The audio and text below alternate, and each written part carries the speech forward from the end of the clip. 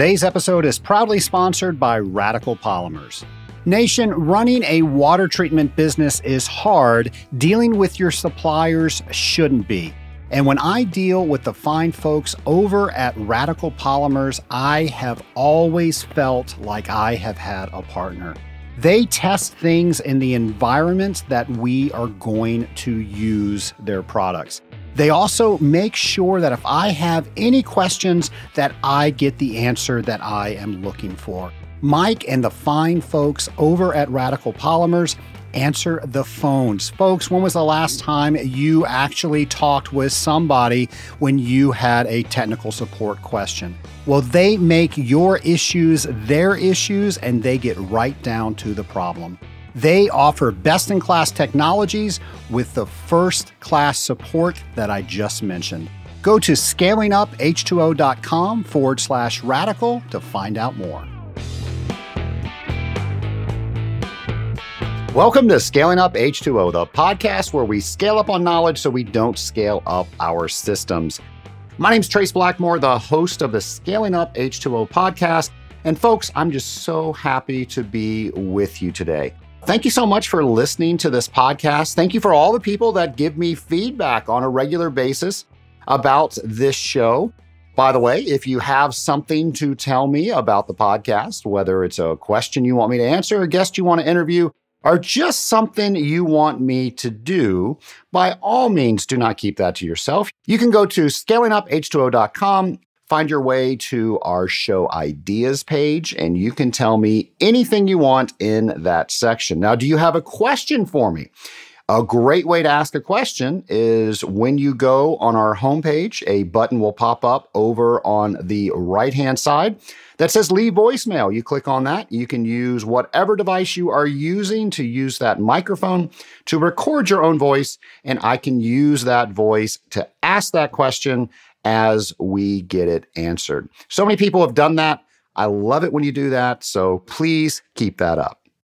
Nation, something else I want to make sure that you are keeping up is with James's challenge. Folks, I love the fact that we're all coming together and we're doing these challenges. Just think, 52 things that we do at the end of the year, how much better we're going to be.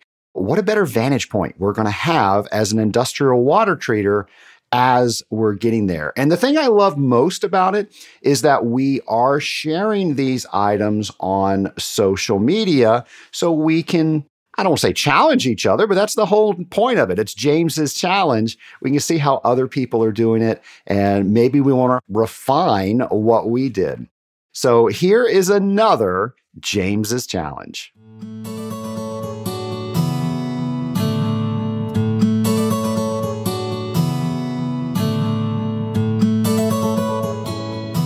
Hello, Scaling Up Nation. It's time for another James's Challenge to help you grow as an industrial water treatment professional, drop by drop. Today's James's Challenge is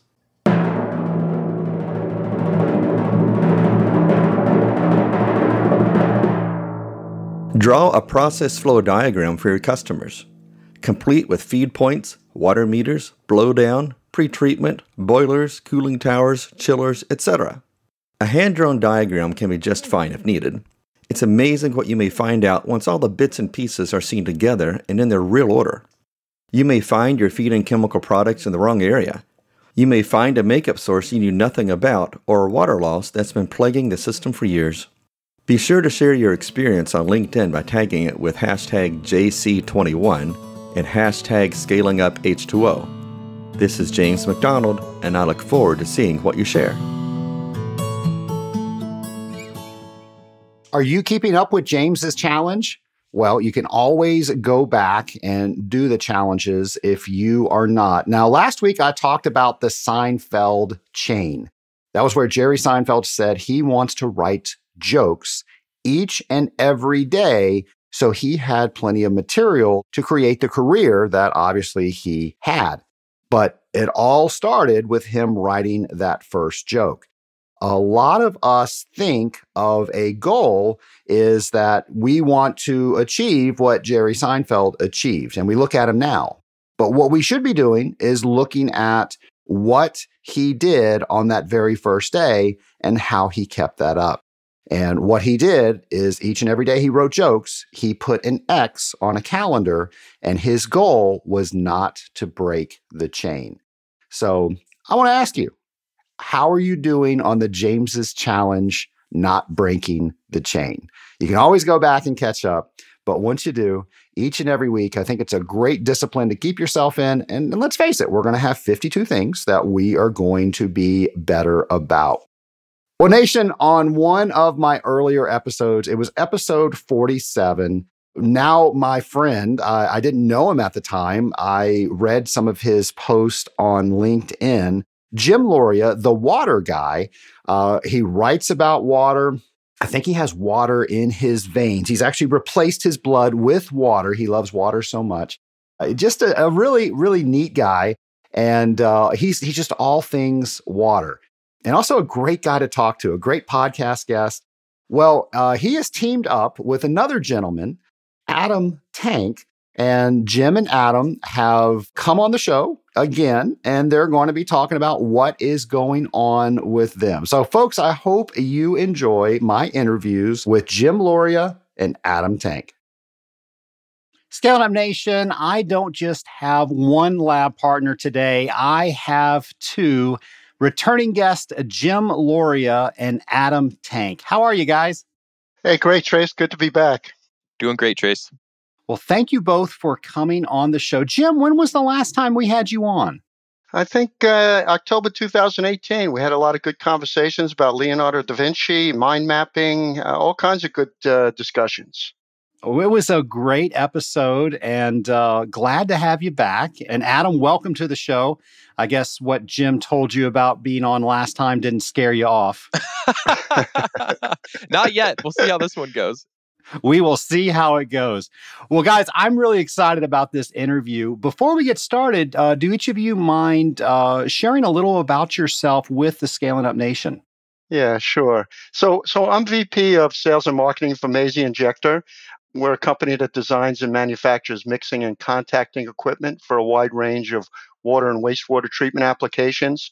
I received my chemical engineering degree from Manhattan College, and initially came into the workforce in a lot of different process industries, and pretty much been dedicated to water treatment for the last 20 years, traveling around the world, benchmarking the best global water management practices. And from a personal standpoint, I live in San Francisco with my wife. Her name is Lori Loria, if you can believe that. And I tell everybody she fills my life with love, laughter, and alliteration. They're a dynamic duo. I know both Jim and Lori really well and love them dearly. We'll talk about how we met here in a little bit. But for everyone listening, Adam Tank, I've been in the water industry now for just about 10 years and started my career as a microbiologist and quality engineer in the CPG world, so specifically food and beverage. I sort of stumbled into a professional career in water working for GE Water. I led their venture investment strategy in software startups. And then most recently, now serve as the director of software solutions for a water startup that's focused on automating the preliminary design of water treatment assets. In this case, it would be water and wastewater treatment facilities. So a process that typically takes hundreds or thousands of hours from a variety of different engineering teams can now be done in about 5 to 10 hours utilizing software. And the goal of that is to free up our smart engineers and people in the water industry to look at innovative technologies to do assessments on companies like Mazzy, whereas they couldn't because they're spending time today creating P&IDs, revising Word documents, all those types of things. So I bring innovation to the sector is a really big goal of mine. I live in Kansas City, have a wife, a fur child. His name is Trig. Hopefully he doesn't bark too much during this podcast. And looking forward to getting started. Well, awesome. Thank you both for joining us. Obviously, you guys have had great careers, but then you met and you decided you wanted to team up. Why did you do that? Yeah, so it's interesting, Trace. As you can imagine, the story is a good story, and we title our podcast together as Two Water Geeks talking about water, and we really want to tell water's story. And we met at a conference that we were both speaking separately about water. and we both attended each presentation, and we happened to be leaving at the same time, and Adam had called an Uber. We got in a Uber together. We started chatting. We found out that we were on the same flight to San Francisco together. We traveled to San Francisco, found out that he was working about a mile from my house. His fiance at the time lived about 2 blocks away from where Lori and I lived. And we started getting together for lunch every couple of weeks and talked about water at the taco truck, at the sushi restaurant, at the Thai place, at the ramen shop. And we just had a passion about water. And despite our 3 decades in difference in age, we had a similarity in the way we like to tell stories. And I'll let Adam fill in a little bit more of that. I guess it was sort of match made in heaven for two, geeks that like talking about water. So when we first met, we both were impressed with what each other had to say as far as the water industry goes. And then series of conversations later, found out we're both posting on LinkedIn. We're both writing blogs. We're both interested in becoming, published authors. And it's all around this idea that water is a fundamental need for everybody on Earth. And we have to share our story because it's underappreciated, it's undervalued, and people just don't think about it. You don't think about when you turn on your tap that there are, real people behind the scenes 24/7 who are making that happen. And so we both feel passionate about helping people in our industry tell their stories and tell the story of water. And we go about it in different ways, which I'm excited to get into. So sort of our running joke is that it's old school versus new school, as Jim alluded to. He has multiple decades in industry, quote unquote, old school. I'm about a decade in, quote unquote, new school, but we have a lot more similarity in common than we do differences. And my comedy coach said that it's a great partnership for me to work with Adam because anybody with the name like Tank, it's a good bet that his arguments will always hold water. And there you go. He's here all week, folks. Try the fish. Well, speaking of fish, I'm curious, were the conversations different at the taco truck versus the sushi restaurant? What did you guys talk about there? Yeah, just things in general. What was going on? Trends. I mean, that's the big thing that we look at. Trace is what are the trends, and we try and build upon those trends in the industry to understand solutions around what Adam's company has to offer, what my company has to offer, and that's kind of where it starts, and that's kind of where our writing begins. At least for my long form blog posts and articles, I try and start there because I think that's where people are interested in finding out. They're not so much interested in specifically what Maisie has to offer, unless they are, of course. But generally speaking, I like to tell the stories of water from a more general aspect. A lot of the conversations that we had, as I'm thinking back on it, at the time I was running a water related robotics startup in San Francisco. And Jim served as a mentor to me because of his diverse background in water. And so we talked about things like, who to hire in the water industry and how to sell to water utilities and what the real value of water is and how you can price that in terms of your product. And so the conversations were pretty diverse. But like Jim said, what we always sort of came back to was when you tell your story on water, the goal is not to pitch yourself, your product, you be you focused. The goal is to be focused on the value of water for everybody. It's a global good that ultimately is critical for life on Earth.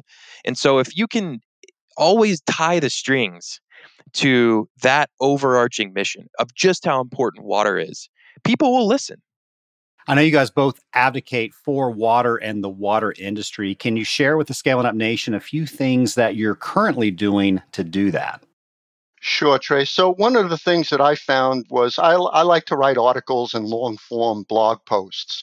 And one of the platforms that I really found works for me, besides LinkedIn, and we'll talk about that in more detail, but Water Online has been really good platform for me. And I've been writing on that platform for I don't know how many years, maybe 10 years.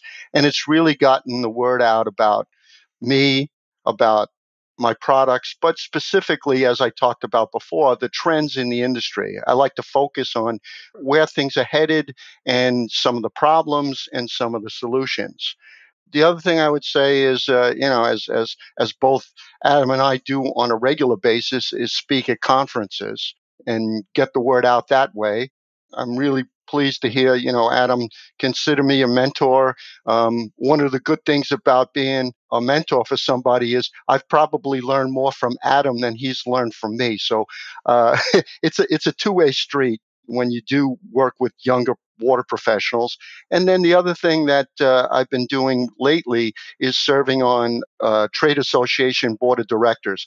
I know, Trace, you're very active in the Association of Water Technologists. You always speak about how rewarding that is and how much you get out of it. And I feel the same way. I'm on the board of directors of the California Agricultural Irrigation Association. I'm on the executive operating committee of the International Ozone Association.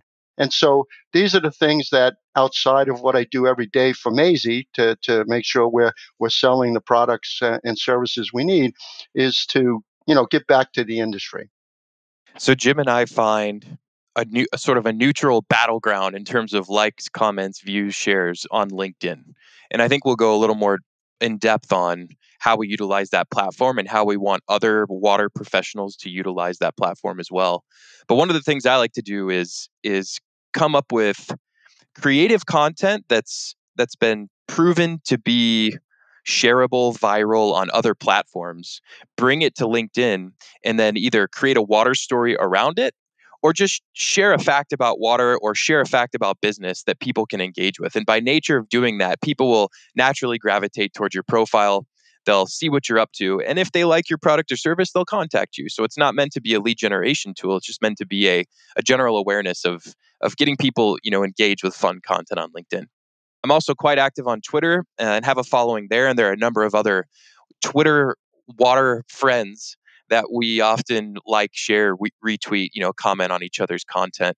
And then I also serve on a number of boards as well. So Imagine H2O, I've been a judge for that program, which is an early stage water innovation program based out of San Francisco. Just recently accepted a role on the board of advisors for a water startup called 120 Water, who's doing a great job in the industry bringing software to water utilities that desperately need it. And then I'm also starting to write where Jim and I differ a bit is that I'm starting to write more personal content on a personal blog. So long form content about my career, not necessarily water specific, but again, content that draws people in and that will naturally stumble across the work that we're doing in water and maybe will spark an interest in being part of our sector. You both mentioned content, and I'm sure we have some listeners out there that know they want to put something out there, but they don't quite know how to get started. So maybe we can talk a little bit about your story. How did you get started, and why do you continue? So a couple of things, Trace. I look at myself as almost being a journalist. As my friends in Queens call me, hey, Jim, you're a water reporter. And, you got to have that accent. So the idea is to look for good stories and find articles and books. I mean, there's a tremendous amount of books on water now out in the marketplace.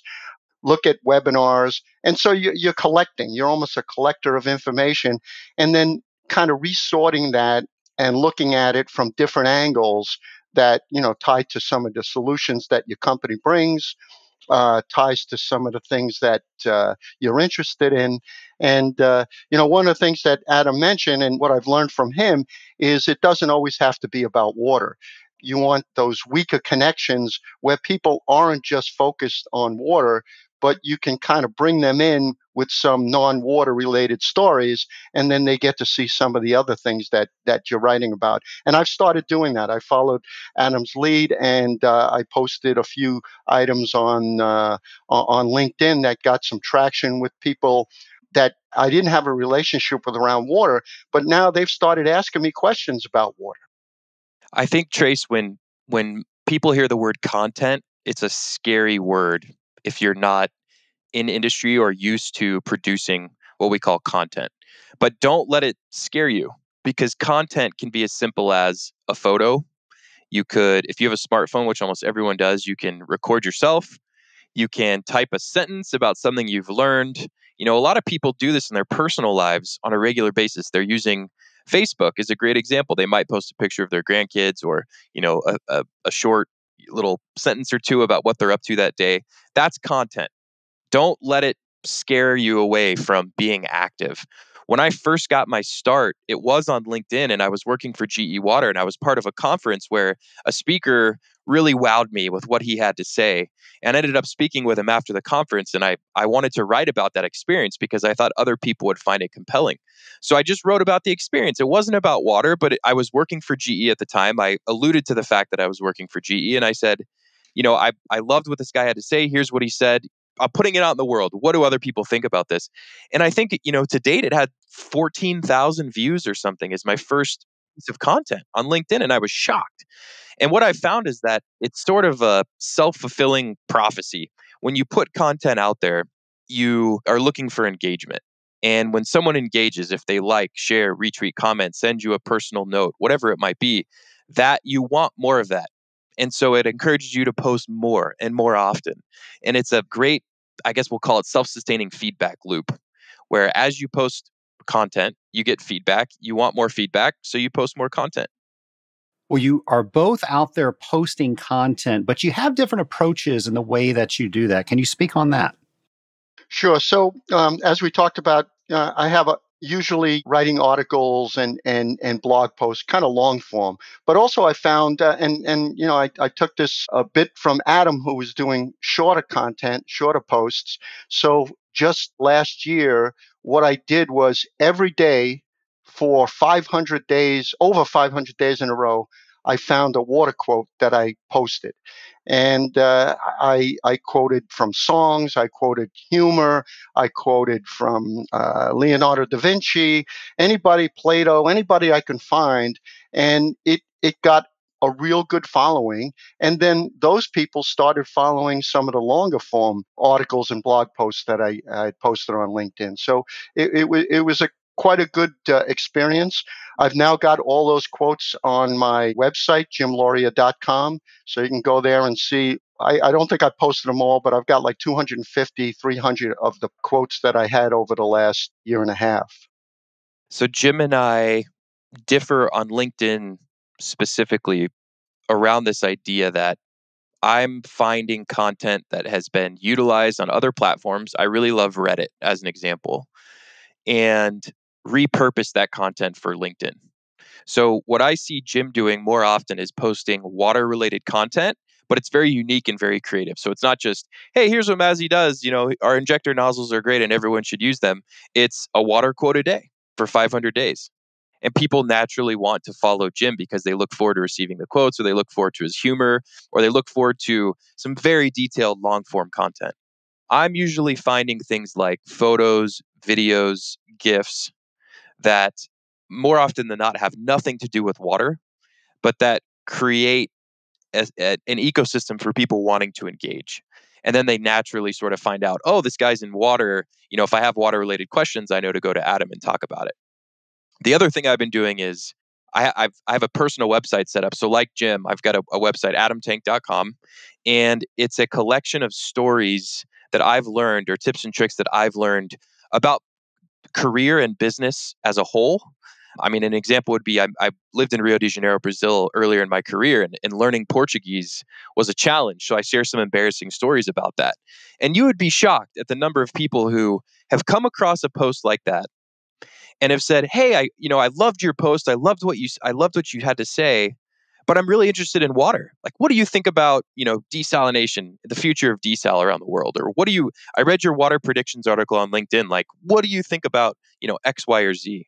And you'd be fascinated, Trace, that as you post unique content, people will come out of the woodwork from all over the internet. People you never would have met in the quote unquote real world that want to engage with you, that want to talk to you, that want to have conversations with you. Yeah, a specific example of that is it's a really interesting story. So last year, when Adam was the judge at the Imagine H2O session here in San Francisco, I went to the closing night party, and they had a number of different entrants that were showing their technologies, startup companies. And I went around and I talked to a few people, and I was introduced to a gentleman. We exchanged cards. I linked to him. I looked at his technology. I linked up with him on LinkedIn. And just the other day, he started following some of the writings that I've been posting, some of the articles, some of the quotes. And he's the CEO of the startup. And he came to me just yesterday and he said, "Hey, Jim, I think we can use your technology. We've got this startup. We're trying to put air into our system. And I was looking at some of the technology that Maisie offers, and I think we can use it." And my technical manager is got a conversation going on with him today. So just by posting, by connecting, you never know how that can lead to some direct sales. And not that you got any business off of me, but you and I met off of LinkedIn. Exactly, exactly. And look, I mean, this is for us, for me, for Adam, it's a great platform to tell our story about telling stories about water. Well, I know you've inspired several people today, and they're thinking, okay, I need to start creating content. How do they get started? Don't be scared of posting something that you think is routine or wouldn't be interesting, because people outside of the sector or outside of the industry have no clue what happens in water. And I mean, a great example of this would be, the guys and gals who are out in the street repairing a water main break. This happens every day all over the United States, probably hundreds, if not thousands of times a day. Take a picture of it when you're out in the field and post it and say, "Hey, working hard today. Working hard repairing this main break for people. Maybe put a little something about how many gallons of water flows through that pipe every day or whatever it might be." That in our industry would be considered boring. Yeah, that's run of the mill. That happens all the time. That's nothing fancy. That's nothing special. But for everyone else, that's not something they see every day. So just start by cataloging things that you come across every day, things you find exciting, things that you're like, "Oh, you know what? That might be interesting." Take a picture, write a sentence, put it out into the world and see what happens. I think you'll be amazed. Yeah, start small. I mean, that's the key thing, and share other people's content. You don't have to generate all this content yourself. There's so much out there on water. So share some of Adam's posts, some of my posts. Whatever you think could generate interest, just start. A really good one, Trace, that is easier for people to do would be, I mean, this is going to sound self-promotional for other three of us, but someone could very well summarize this podcast. Take the top 10 lessons they learned from the Trace, Jim, and Adam show and post that on LinkedIn. I wish they would. I mean, it is incredible how many views, how many eyeballs will see that content. Like, if people don't have time to listen to an hour-long podcast, but they can listen to or read a 5-minute summary or 1-minute summary or one high-level takeaway, they will. And that's a great way to generate content. Well, you both mentioned LinkedIn, and that's where you do a lot of your work. I know a lot of listeners use LinkedIn. Jim, you and I met through LinkedIn. My question to you, does the average person utilize LinkedIn correctly? So I'm not sure they do. I think people look at it as a job search tool. The one thing that I said, and I gave a presentation at the Water Quality Association meeting several years ago about how to use LinkedIn effectively, and then I wrote a blog post on LinkedIn about it, and it's still there, and people can go to that. But one of the key things that I want to remind people about it is sometimes they look at it as Facebook, and my analysis, the difference between Facebook and LinkedIn is a business lunch compared to Facebook looking at as a backyard barbecue. And if you think of it that way, you're not going to show up to a business lunch with your wife, with your dog, wearing a Tom Brady jersey, a Pittsburgh Steelers cap. You're going to show up differently. And that's what I think people need to recognize, is that it's different than Facebook, and it's more than just a search tool if you're out of a job. I would say that people are not using LinkedIn effectively. It's a hard no for me. And the reason that's the case is because I think people use it very selfishly. So if they're using it for job searching, that's selfish. If they're using it to promote their own products and businesses, that's selfish. If they're using it to talk about themselves, that's selfish. So what people on LinkedIn should be doing is providing value. Share, innovative stories. Jim sharing his water quotes. He's being entertaining. People enjoy listening to that. Maybe they get insight from some of the quotes. Share a summary of a podcast, share a summary of a book, share something that is valuable to the people that are reading it or viewing it, watching it, hearing it. And that value will be returned eventually.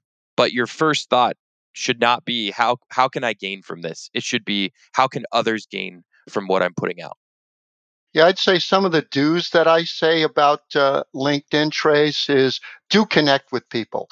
So when I go to trade shows, they may be a thing of the past, but business cards, I'd collect business cards, and then I'd come back and I'd say, "Nice meeting you at such and such a conference. I'd like to have the opportunity to connect with you on LinkedIn." And then I'd follow up. If they connected with me, I'd follow up. Thanks for connecting. And I'd send them a link to this article about how to use LinkedIn more effectively as a what I call network lanyap. And lanyap is something, I don't know if you're familiar with it, Trace, but it's basically something a little extra that a business gives you for doing business to build a relationship. Like a baker's dozen, you get an extra donut, or you buy some plums and they throw in a pear. And so I like to put that in and say, let's connect. As Adam said, give them something that you feel might be of benefit. The other thing I'd say some of the don't sell. I mean, the last thing I like seeing is someone sends you a connection. You say, okay, this person looks like someone I'd like to be connected with. And then they send you their brochure on their valves or their pumps or whatever it is. And it turns me off. And I know it turns most other people off.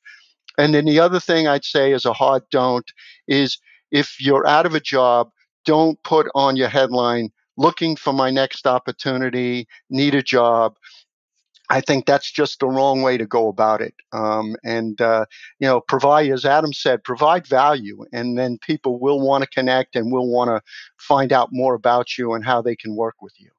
Well, those are some great tips, and I'm willing to bet that you have some more. So, for those of us that are familiar with LinkedIn, but we could do things a little bit better, what are some of your top tips that you can share with the Scaling Up Nation?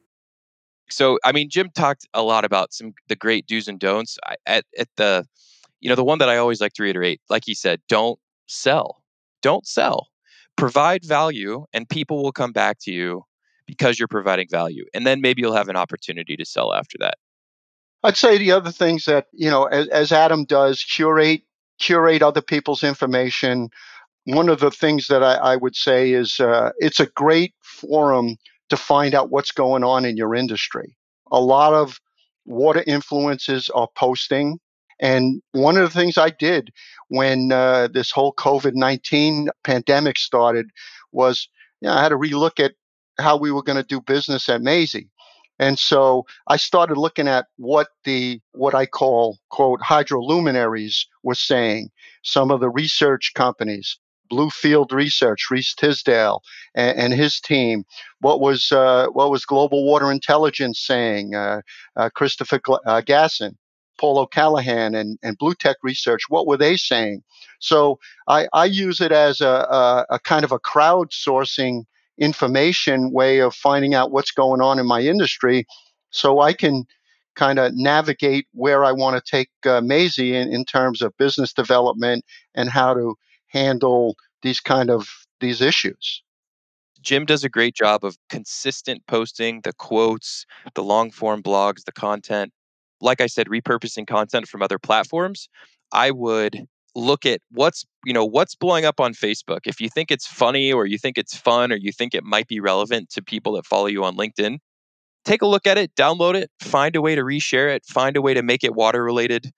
And people will enjoy that. And because it's done well on another platform, it'll probably do well on LinkedIn, because even though it's a business platform and it's meant for business relationships, these people are still human. They still have families to go home to. At this point, we're all working from home together. So we have a lot of commonalities.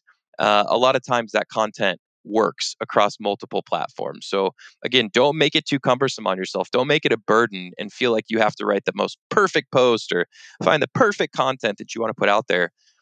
Just put something out there. And if it's worked somewhere else, it's probably going to work on LinkedIn too.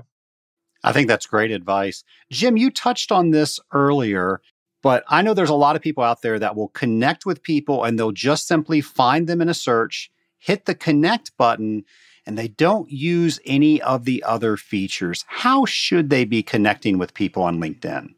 Yeah, I think just sending a connect is just the wrong way to go. You should start off with relationship. Hi, I met you at WefTech, or I met you at ACE, and I enjoyed talking to you. I'd like to add you as a connection to my network. I mean, that's I've got that on my phone. So, and I always look at that kind of thing. I found your webinar very informative that I watched today online. I'd like to connect with you. So I think that's the first thing. You can't just say connect, connect, connect. And then the other ones, the opposite side, is the ones that try and pitch you immediately. You and I look like we'd make great connections, and I think we could do business together.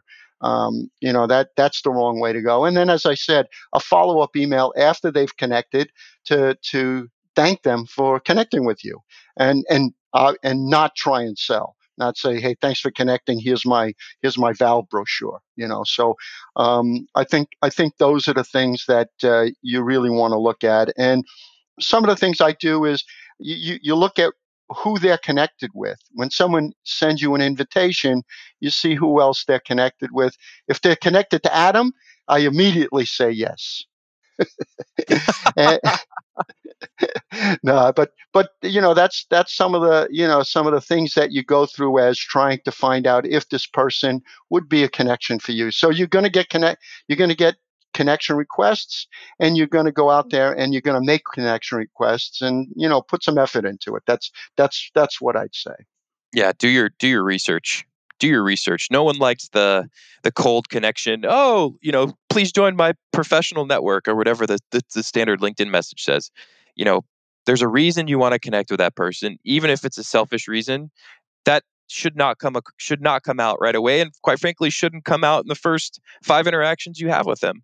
Like Jim's saying, there's do a quick Google search on them. What presentations have they given recently? What conferences have they attended?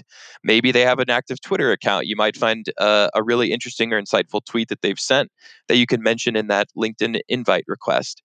Make it personal. Make it professional.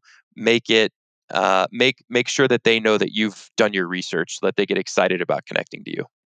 What advice do you all have on properly tagging the content we're creating?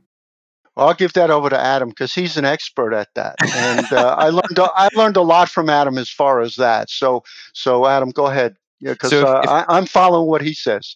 if it's LinkedIn specific, and really for many social platforms for that matter, their goal is to maximize the time that you as a user spend on their site. They don't want you going to another website. They don't want you closing out the browser tab. They don't want you getting distracted and doing something else. They make money by advertising dollars. The more time you spend on their site, the more advertisements they can show you, the more money they're going to make. So the key in tagging people, be it people themselves, hashtags, or even other articles you might be mentioning or URLs that you need to put in your post, is to, if it's going to be outbound link, if it's going to be something that's taking people off the LinkedIn platform, don't put it in the main post itself. Put it in the comment section so you can allude to it. So if I'm posting to this podcast, which I will do, I will say, hey, everyone, check out this great podcast that, I'll tag Jim, I'll tag you, Trace, that we did. I'll give a quick summary about what it is. And then I'll say, full link to the podcast in the comments below. The first comment is going to be a link directly to this podcast. If you don't do that, LinkedIn will effectively bury that post in the feed and they will not allow it to reach as many people as you would like. So that would be my first big tip. The second one is that if you use LinkedIn quite a bit, you'll notice a lot of posts will be cut off about 2 sentences into the top part of the post, and you have to click see more to read the rest. You want to make those 2 sentences ultra compelling. So people want to see more, they want to read, they want to engage. When they click see more, you have a little more detail, but then below all of that is where you can just tag a whole slew of people that you think would be interested in this content and that you want to know that you have tagged. And when you tag those people, if I tag you, Jim, I tag you, Trace, what's going to happen is every time that post gets a like, a comment, a share, you're going to get a notification about it. So it's going to keep coming up in your mind. It's going to keep coming up in the minds of people on LinkedIn, and it's going to boost the viral aspect of that post. Yeah, the other thing I would do, and I try and do quite a bit, is come up with like a provocative title or an interesting title, something that really is compelling. Because as Adam said, you typically only have a little bit of time between the title and the couple of words that are there that you can really get someone interested. So that's one of the tips. When I do blog posts, I spend a lot of time thinking, okay, what are people interested in seeing, and how can I make this an attention grabber as a title? So that's another tip I would say. What's the one thing you want listeners to get from today's interview?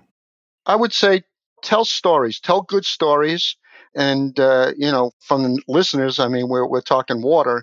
Really tell those stories and really get people engaged about the value of water. That's, I think, what Adam and I have typically tried to do in how we write our stories, how we tell our stories, and why we're on this podcast with you, Trace. I mean, that's kind of the goal we have. I would say that if you are a professional in the water sector, you have an obligation to talk about what we do. And one piece of advice is just start somewhere. Don't worry about crafting the perfect story. Don't worry about crafting the perfect post. Don't worry about posting the perfect photo. Just post something. Just get it out there. You have to start somewhere. And I guarantee you, even for me, I'd say 7, 8 out of 10 times the post might bomb. It's slowly getting better, and it has over the years, but nothing's ever going to be perfect. And you just have to do what you can with what you have. So don't be scared. Post something, post a piece of content, and see how it goes. If you're worried about it, contact Jim or I, and we'll get you over the hump. There you go. Well, this has been a great conversation. I do have some lightning round questions for you if you guys will stick around a little bit longer. Absolutely. Sure. All right. Now, I just realized, Jim, I've already asked you my regular round of lightning round questions. So I have 3 new ones. Okay. So my first one for each of you, what's your superpower? Oh, my superpower is mind mapping. And you and I had quite a good conversation about this the We last did. time, Trace. And it's kind of where I start with everything. Adam will get a kick out of this. As soon as we started talking about doing a podcast, the next thing you know, he had in his inbox a mind map about who we were going to approach, how we were going to do this, and build upon it, and where we were going to take it. So I would say mind mapping is my superpower. I would say for me, active listening. I can have a conversation with someone for 20 minutes. They'll talk for 19 and a half of it, and they'll be like, wait a second, you didn't tell me anything about yourself. And it's not because I'm proud of that. It's just because I'm genuinely interested in what people have to say. So I would say my superpower is making feel comfortable enough to share whatever it is that is on their mind, and that I can actively listen to it and feel like I can empathize with that. Well, number 2 is you now have a magic wand and you can change anything in the world. What would you change? Well, I mean, I would change people's view of water.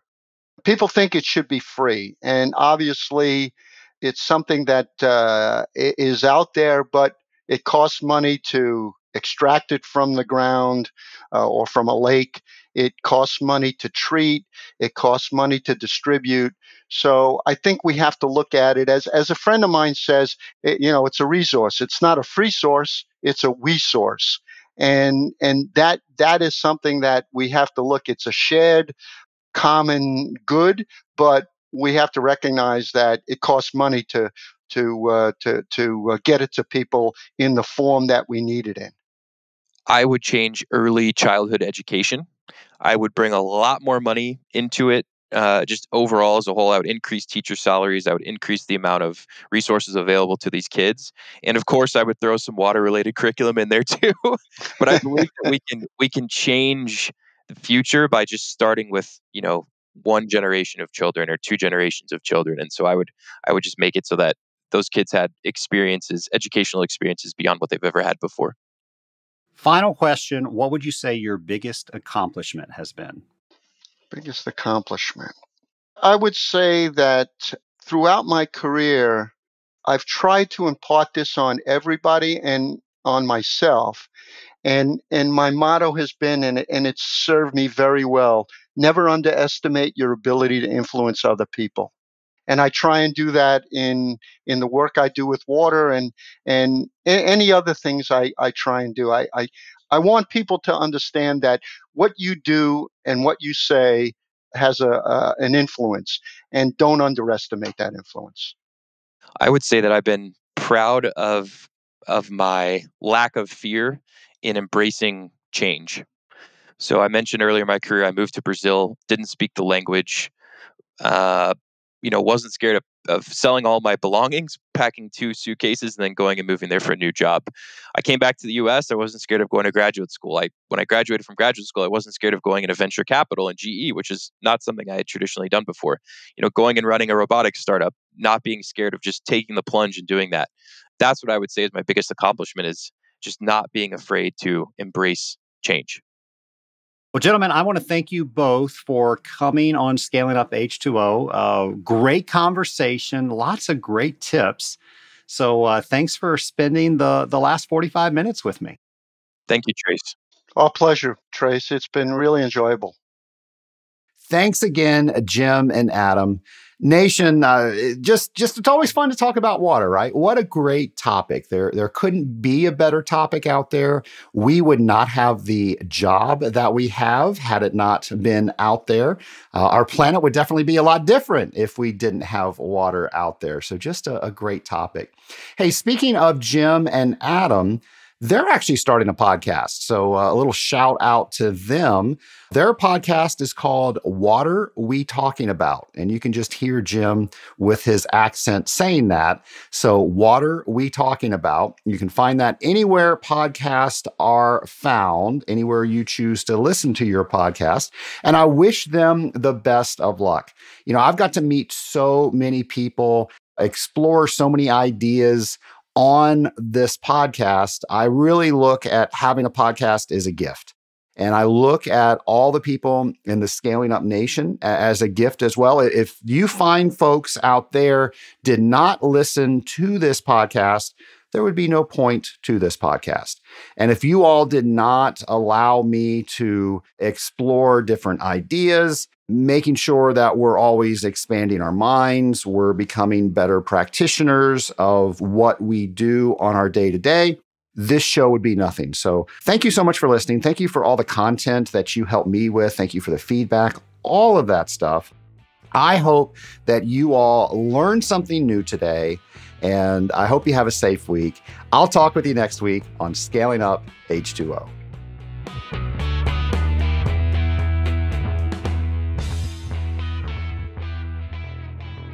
Scaling Up Nation, have you ever wondered if you are so stuck in your ways, you cannot learn a new way to do something? Well, I recently had a conversation with Rising Tide Mastermind member Chuck Hamrick, and here's what he had to say. Well, because I'm an old timer and I've been doing the water treatment for 37 years, I've got my own ways of doing things. But since I've learned a little more things that are a little more techy now, and being able to put my thoughts on the paper and to be able to clarify my thought of speech to my employees. One of the best examples would be with my son Chase, who will be taking over the business probably another 5 or 6 years. It's taught him what he needs to do to actually run a more effective and more better run company.